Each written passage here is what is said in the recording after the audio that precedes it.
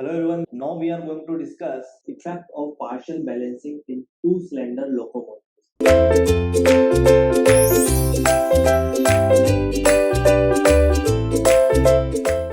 We have done partial balancing.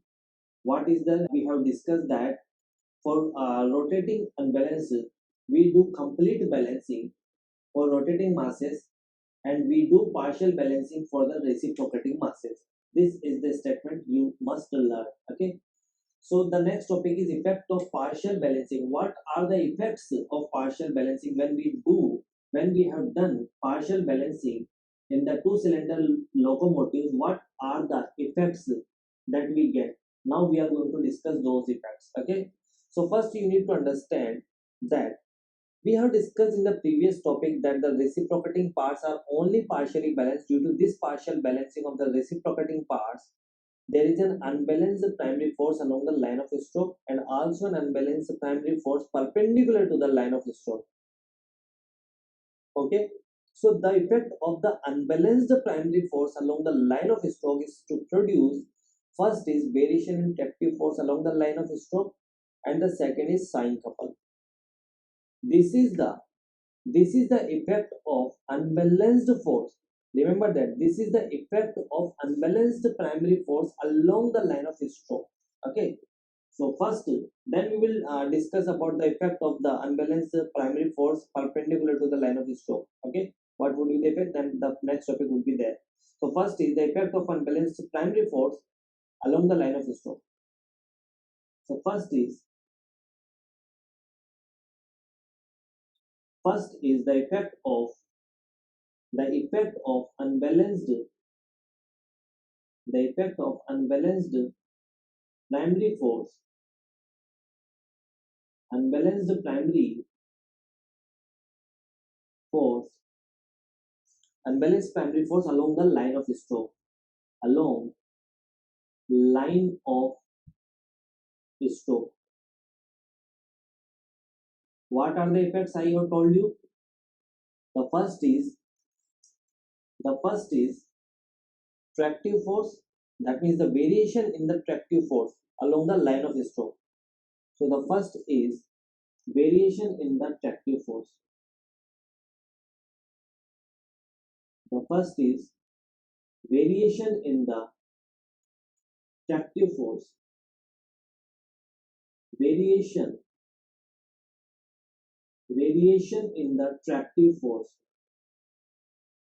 Variation in tractive force, that is the effect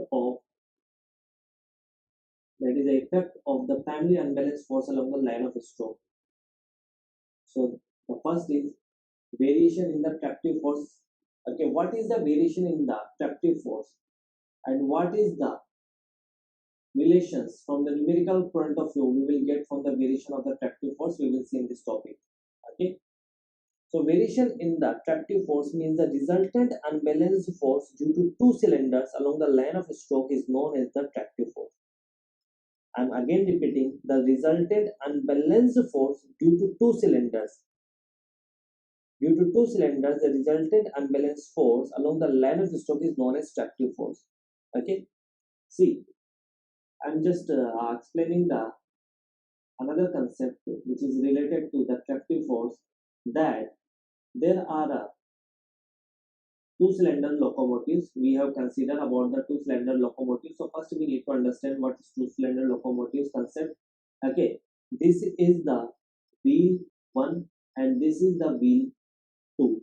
Okay, this is cylinder 1 and this is cylinder 2. Okay, and this is the center line. This is the center line, and the distance between the cylinders is A. Okay, if it is A, this would be A by 2 and this would be A by 2. What I'm going to tell you here, this is the two cylinder locomotives, where inside cylinder locomotives, and it may be having two types. The first is inside cylinder locomotives and the second is outside cylinder locomotives. So we are considering the inside cylinder locomotives. The first time to start the engine when both the cranes were kept at 90 degree to each other. This is the case when this is the first case to start the engine when the both of the crank were kept at 90 degree to each other. That means 90 degree means like that.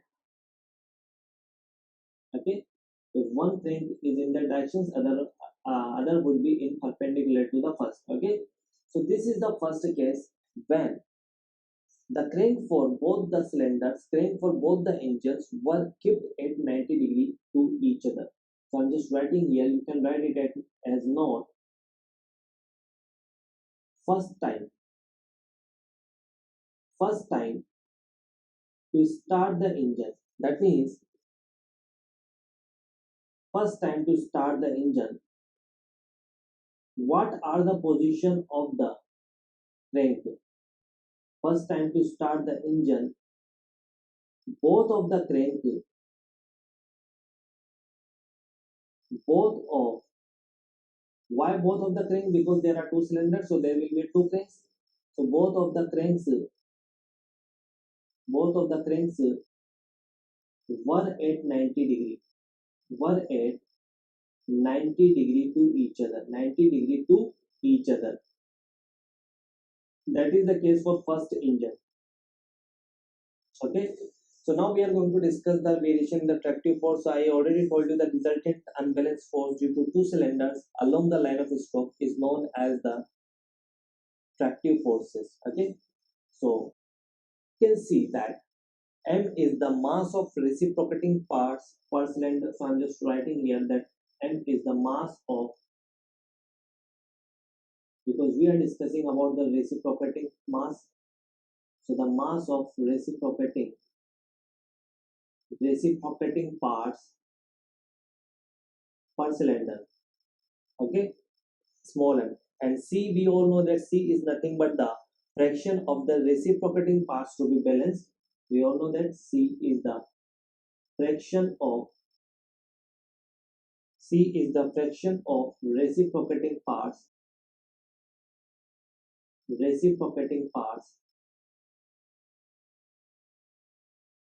which is to be balanced.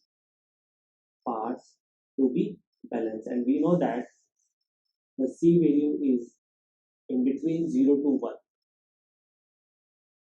Okay, so this the value of C is between 0 to 1. Okay, that is, it is in between 0 to 1. So we have seen that the unbalanced force along the line of stroke for cylinder 1 would be 1 minus CMR omega square cos theta. This is the general formula we have seen in the last topic. So I'm just applying that for cylinder 1. For cylinder 1, the unbalanced force along the line of stroke, because we are discussing that the effect of unbalanced primary force along the line of stroke. So that's why the F cylinder for 1, that is equal to mr omega, that is 1 minus c mr omega square cos theta. That is the general formula we got in the last topic, that is 1 minus c mr omega square cos theta. You must remember the formula at least. Okay, then you are able to understand the derivations. 1 minus c mr omega square cos theta. Okay, this is the unbalanced for cylinder 1. Now we all know that in two cylinders, both the cranks are at 90 degree to each other. We have seen that the first time to start the engine, both the cranks were at 90 degree to each other. So if it is at theta degree, so another crank would be at theta plus 90 degree. Okay, so that is for the cylinder number 2. That means the unbalanced force for cylinder number 2 along the line of stroke, that is equal to 1 minus c m r omega square cos of 90 plus theta. Yes or no? Because both the cranes are at 90 degree to each other. Okay, so as per definitions of the tractive force, the Ft is the resultant unbalanced force along the line of stroke. So we just have to summation of both of the forces in order to get the resultant unbalanced force. So Ft would be equal to 1 minus c, you can take common 1 minus c mr omega square, and you can get here cos theta We all know that cos 90 plus theta is sine minus sine theta, because cos theta is negative in the second quadrant. So cos 90 plus theta is minus sine theta. That would be minus sine theta. That is the formula. That is nothing but the tractive force. This is the tractive force. Tractive force. Okay. So you can see, you just have to remember this formula. This is the general formula. Okay. This is the tractive force. Now we are discussing about the variation in the tractive force. This is the tractive force, but we have to find out the relations for the variation in the tractive force. So how can we get the relations for the variation in the tractive force? Variations means changes. Okay. So in order to find out the variation in the tractive force, we just have to calculate the maximum value. Okay. So that means in order to find out the maximum value, we just have to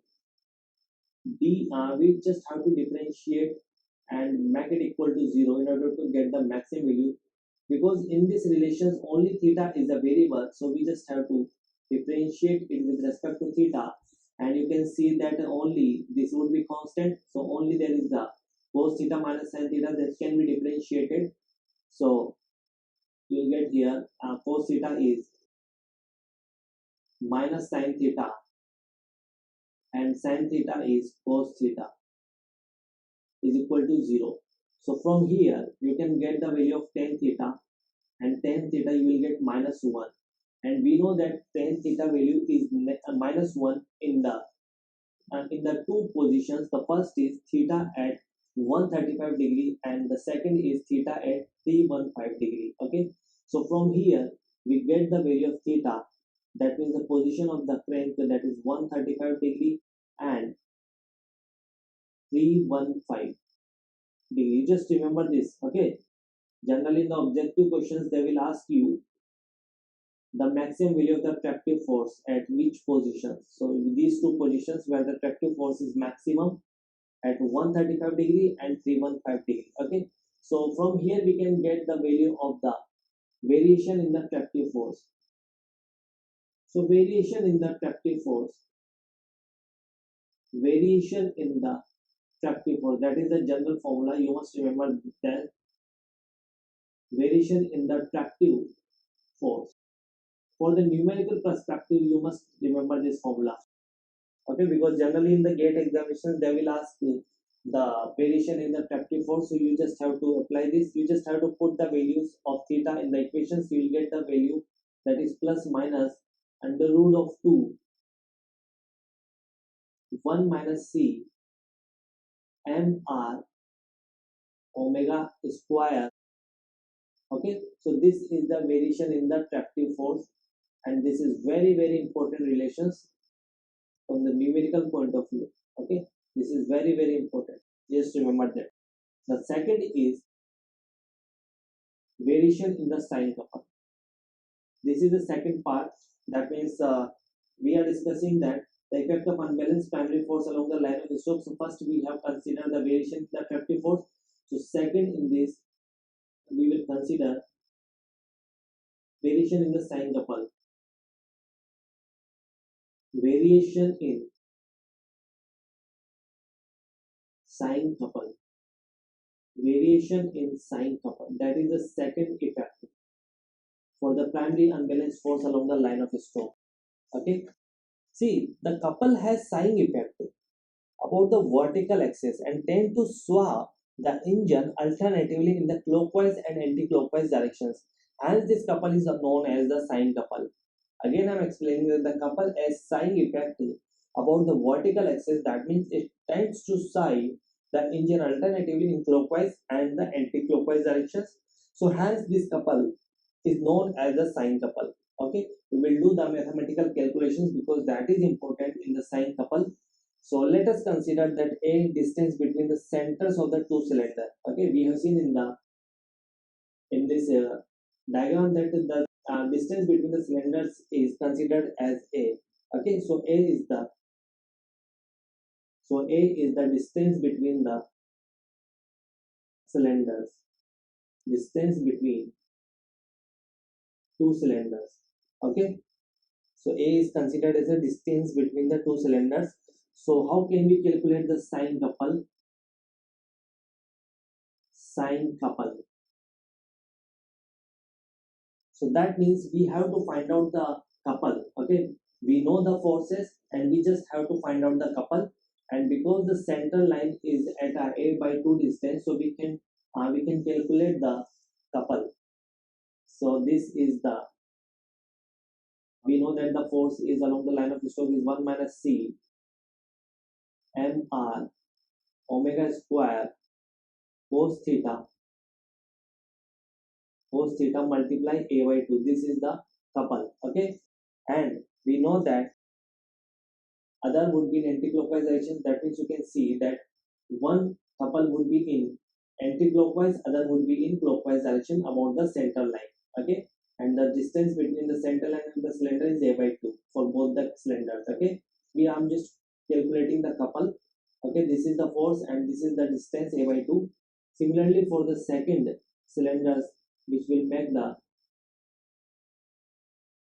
couple, that is 1 minus C m r omega square. We know that both the cranes are at 90 degrees, so it is at theta angle. So other would be at theta plus 90 degree. Okay, so that means cos 90 plus theta multiply a by 2. Okay, so from here when you do the calculations, you can get the value, that is 1 minus c. I'm just writing here 1 minus c m r omega square a by 2 cos of theta plus sine theta. Cos of theta plus sine theta. That is the relations. That is the sine couple you get here. But we want to calculate the variation in the sine couple. So we have to differentiate it in order to calculate the maximum value. That means D, for example, sine couple is denoted as SC. Okay. So that means you just have to differentiate it with respect to theta, because only variable is there is theta. D sine coupled by d theta is equal to 0. So when you solve this, you will get the value, you will get cos theta is minus sine theta and sine theta is cos theta, that is equal to 0. So from here you can get the value of tan theta is equal to 1. Okay, and we know that theta is tan theta is equal to 1 in two cases, that is first at the 45 degree and the second at 225 degree. 225 degree. Okay, so you just have to remember these two positions again. Theta is equal to 45 degree and 225 degree. Okay, and this is the value of the sine couple, where the maximum value we get for the sine couple. So now we are going to calculate the variation in the sine couple. So you just have to put the value in these equations. Variation in sine couple. Variation in sine couple. So I'm just writing here directly that plus minus a by root 2. That is very important formula you must remember. Plus minus a by root 2 multiply 1 minus c. Why I am considering plus as well as minus? Because one is in clockwise direction, other is in the anti-clockwise direction. Okay, so a by root 2 1 minus c m r omega square. That is m r omega square. So that is the variation in the sine couple. Variation in sine couple. I hope you will able to understand this concept. You just have to remember that formula for the numerical point of view. Generally in the GATE examination, questions directly comes on the formula based questions. So this is the variation in the sine couple. Now we have seen, we already discussed these are the effect of the unbalanced primary force along the line of Stokes. Now we have to calculate the unbalanced primary force perpendicular to the line of Stokes. Are you getting my point? perpendicular to the line of stroke, so we just have to see the effect is only one, that is hammer blow. So in the second case, which was the effect, the effect of the effect of unbalanced force, the effect of unbalanced force perpendicular to line of stroke. So only there is one effect, perpendicular to line of stroke. Okay, so the effect is known as hammer blow. The effect is known as hammer blow. What is hammer blow? Now we need to understand it. In reality, balanced mass cannot be attached reverse to the frame. Okay, this is just for the understanding purpose. We already discussed the maximum magnitude of the unbalanced force along the perpendicular to the line of stroke, that is known as the hammer blow. We are discussing here. We know that unbalanced force along the, that means the perpendicular to the line of stroke due to the balancing mass B, which is attached at a radius small b in order to balance the reciprocating parts only. Okay, and the force which is the perpendicular to the line of stroke is considered as F is equal to BB omega square sin theta. BB omega square sin theta. That is what the perpendicular force, that means perpendicular to the line of stroke. Okay, so if I consider the wheel, so let me consider the wheel, and here at the wheel there is a mass which is going to be attached here at a radius, this is the center of gravity. Okay, and there is a radius is considered as small b. This would be the radius b is considered is here, and the mass is capital B here. Okay, mass is capital B, and it is making a theta angle with the horizontal. Okay, so we know that F unbalanced perpendicular to the line of stroke is BB omega square sin theta. So we have to calculate the maximum value, because hammer blow is the maximum value of the unbalanced force perpendicular to the line of stroke. So that would be F unbalanced perpendicular to line of stroke maximum value. Okay, that is BB omega square sin theta maximum value. And what is the maximum value? Because here BB omega square is constant, so only variable is sin theta, and sin theta is maximum value is equal to sin theta maximum value you will get at 90 degree. Maximum value at 90 degree, and sin 90 is equal to 1. Sin 90 is equal to 1. You just have to put sin 90 and you will get the hammer blow value. So the hammer blow is nothing but BB omega square. BB omega square. That is the hammer blow.